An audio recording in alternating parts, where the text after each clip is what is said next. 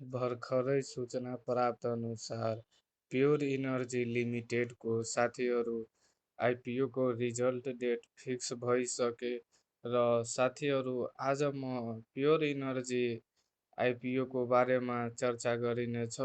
साथीहरू प्योर इनर्जीको रिजल्टको कुरा गर्दाखेरि 11 गतेतिर आउँछ भन्ने हामीहरूलाई सूचना आएको छ र साथीहरू यो प्योर इनर्जी आवेदकको मागभन्दा बढी सङ्ख्यामा चाहिँ आवेदन परेछ। त्यस कारणले धेरैजना साथीहरूको हात खाली रहनेछ र साथीहरू अब धेरैजनाको मनमा चलिरहेको होला कि हामीलाई कति प्रफिट हुन्छ कतिसम्म भनेर। त साथीहरू म जानकारी गराउन चाहन्छु कि यो आइपिओ पर्दा दोस्रो दिनमै किनबेच गर्न पाउन सकिन्छ र प्रत्येकजनाले 10,000 देखि 20,000 सम्मको प्रफिट यो आइपिओबाट लिन सकिन्छ।